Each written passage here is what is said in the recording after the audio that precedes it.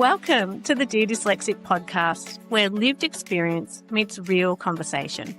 We shine a light on the stories that need to be heard, with honest and inspiring conversations with people with dyslexia and other neurodivergent conditions like dyscalculia, dysgraphia, ADHD, and autism. The Dyslexic podcast is more than just a show. It's a community, a space for connection, and a movement to rethink dyslexia.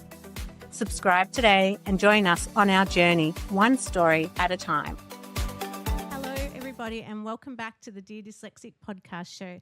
Today, I'm thrilled to have Nick Nagzam on the show, and we're going to be talking about his work and his podcast, The Inclusive Shift. I got that right, didn't I, Nick? You did. Great. My working memory. Nick was kind enough to invite me on his podcast, which we've done today. And so now I'm getting the opportunity to grill Nick about all the amazing things that he's doing at the moment and his podcast. So welcome so much to the show, Nick. Thank you very much, Shae, for having me on the podcast. We were just saying, everyone, that I haven't been able to get my ADHD medication. So if we're a little bit off track and I go a bit sideways today, please forgive me, but I will try to stay on track as much as possible. But Nick, can you please share with our listeners a little bit about yourself and your journey into trying to raise awareness around inclusivity in the workplace for neurodivergent employees in particular? Yeah, certainly. So my journey in that space probably started when my boys were diagnosed as neurodivergent. I've got two boys. One is autistic with a PDA profile, it's got two different names, but the probably the one that I like to use the most is pervasive drive for autonomy, um, otherwise known as pathological demand avoidance as well. He's also got combined ADHD, and my other son also has ADHD. But when they were diagnosed, I wanted to get a better understanding of neurodiversity and how I could support neurodivergent individuals in general. And it's become a bit of a passion project for me. So in the last 2 years, I've founded the Neurodiversity Research Group at my company, or where I work, I should say.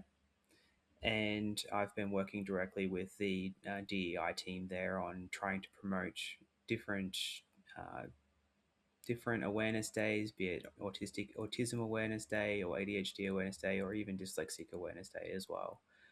Just so that we can bring more awareness to the employees, so that they can start to feel more safe, and to become themselves in the workplace as well. Yeah. It's great you talk about Dyslexic Awareness Day, because we don't often see it happening, even though we actually have a whole month, which actually coincides with ADHD, which is really interesting and great seeing it co-occur so highly together. But we're finding now that a lot of people ask us to come and talk for Neurodiversity Week, which is great as well, that there's now this combined week that helps. We've kind of got different touch points throughout the year that we can help raise awareness. Have you found that? Yeah, so we've got a bit of a calendar of, we've got Neurodiversity Week, which I believe is somewhere in March. I can't remember exactly.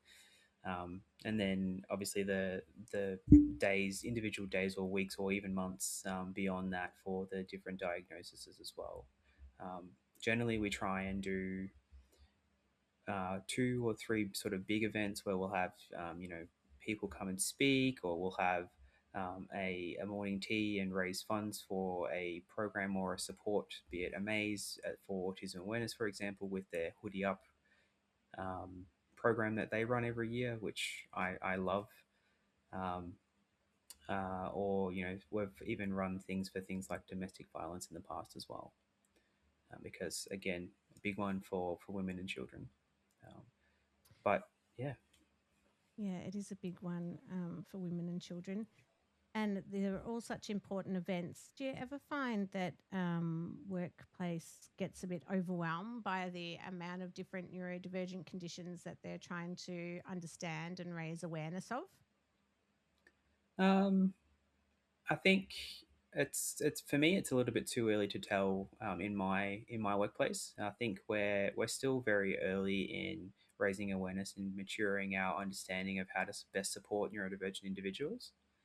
Um, I've definitely seen through the podcast, that there's definitely a level of stigma and misunderstanding of how to best support and best I guess, yeah, best support neurodivergent individuals as a whole. It's definitely something that we need to work on across the board wherever we are. Yes, it's definitely. I mean, we've seen a big shift in the last couple of years, but there's still a long, long way to go in understanding. And I think even understanding like what are the best supports in the workplace, because things are changing so quickly. And we went from office based to now I love working from home. I can adjust my environment. There's no noise unless my daughter's here on a Wednesday, and that's just pure chaos trying to get anything done. But there's lots of positive changes that we've seen, I think, across the board for, um, I think, particularly parents. Like we had Ava during COVID, and I can't imagine how parents managed before getting to work before 9 o'clock and children at childcare. Like, I feel bad that Ava's dropped off at 9 o'clock and picked up at 4:30. And my partner says, "Well, imagine what it would have been like before COVID: 6:30 drop off and 6 p.m. pickup." So I think that we've seen a lot of positives for families as well through this change, which I think takes a bit of the cognitive load off if you're a neurodivergent parent and you get the opportunity to work from home. Do you get that opportunity much through your work? I do. So I'm very, very, very thankful for being able to work from home most of my time, which is phenomenal. Um, it's definitely been helpful, not only as an individual, because I much prefer a quieter environment to be able to work myself, but it also gives me that ability or flexibility to be able to drop and pick up the kids, take my son to his specialist appointments after school, so that I can kind of pick up my laptop and go and work from anywhere, which is great. And work has that understanding that they know I can continue to deliver regardless of where I am and have that capability. But what I'm starting to see more frequently, especially I guess here in Australia, is that organizations are starting to change the dial back, especially in the consulting or banking industries where they're forcing people back into the office a minimum of 3 days a week. And that's taking away people's right to be able to work from where they need to be able to successfully work. You know, would you rather someone be able to deliver at 120% of their productivity from home, or do you want to bring them into the office and make them work at, say, 50 to 60% of their capacity because they're being so distracted by everything else that's going on? Yeah, it's really hard, isn't it? Because when I go into the office now, I find that I really struggle with any type of conversation. Like I can't write anything. I can't put a sentence down if there's people talking around me. Even when I wear loops, I find it really hard. But I think one of the challenges, I think, for us as dyslexics is that we were able to get up and walk around to the desk and ask someone a question or how do you spell this or do that. And I feel like when we went online with everything, like I find it really hard when we've got multiple channels, like if you've got a Slack channel, a Teams call, and like emails. And so that's been, I think, one of the ways I've had to learn to adapt is there's so much more written communication going back and forth when we're working from home rather than that just dropping around to someone's desk and getting that support. Have you found that there's been some of those challenges when talking to people on other podcasts or the work you've seen, or do you think generally working from home for neurodivergent people is like the best setup or a mix? Or I think it's dependent on the individual themselves. Okay, so what works well for me as an individual being working from home may not work for someone else that is neurodivergent. So they may want to be in the office 5 days a week because they prefer a structured environment where they don't have the ability to go and do something else at home, or they're not being distracted by their dog that wants a cuddle. Um, or you could want someone could want a shift of of hours as well. So we've seen lots of different examples where people would prefer to say work 10 to 6 instead of 9 to 5 because their biological clock just wants them to be able to adjust the way that they work. It gives them the ability to maybe go and do something at the post office or do an errand before work and then come into work and then have that ability to focus for those 8 hours. Um, I would never say, people belong in a box because they don't. No one is designed to fit in a standard sort of operating system. I think you need to cater for everybody individually, which as a manager is extremely difficult. I don't say that it's easy because it's not. I'm also a manager of a team of four, and I think the best thing that I do for them is see them all as individuals, not just as a whole team.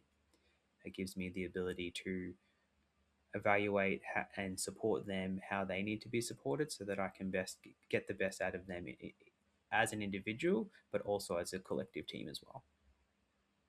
And I feel like pre-COVID, that we were in a box, weren't we? There was that expectation, 9 to 5. I mean, one of my jobs before COVID, which was really close to COVID, we had to swipe in and swipe out, like clock in and clock out. And I'd never seen that before in a workplace. And we had to work 6 minutes past the hour, and we'd get an email if we didn't work that extra 6 minutes. Yeah, and it's that anxiety-provoking environment of clocking on and off in that 6 minutes if you didn't work, it was just, it was archaic. And I think that's part of the problem, isn't it? We've been in environments where we're all put in that box of how you're supposed to work. Yeah, absolutely. I don't think that is the best way to support any individual, regardless of if they're neurodivergent or not. I've always tried to lead with the outcomes based instead of time based. So if someone's delivering an outcome and they're working 10 to 6 instead of 9 to 5, I don't care. As long as what the outcome is being delivered, we're square. I'm happy. Do you think as the older generations retire that we're used to a hierarchical structure and ingrained working in the office, which we're starting to see, as you said, lots of different companies bringing back coming back into the office. Do you think that will shift as that generation kind of starts to retire and the younger ones come through? Do you think they will still want this type of flexibility? Because I've heard a lot of young people feel quite isolated and they feel like it's harder to progress their career when they're home. So do you think there'll be a shift? What are you seeing in your workplace or with the conversations you're having at the moment? I personally haven't seen too much of a shift. I think from everything I've read online, there's a lot of the younger generations, be it Gen Z or the kids in the Gen Alpha generation that are currently still in school. They want a lot of flexibility, so they want the freedom to choose of where they want to be able to work, regardless of whether it's in an office or whether it's at home. And I think providing we have that ability to provide that flexibility, it's going to enable them to be able to be their best selves. I think the challenge that we've got at the moment, and touching back on the banking and the consulting, is there's a level of, if I can't see you, then you're not doing your job, or that level of mistrust of they're not doing their job because I can't see them. If you haven't done so already, make sure you sign up to our mailing list so you can keep up to date with everything we are doing at Rethink Dyslexia. So head to rethinkdyslexia.com.au. And don't forget, if there's anything you heard today that was distressing, you can contact Lifeline on 13 11 14 or Beyond Blue on 1300 22 46 36. Thanks for listening and bye for now.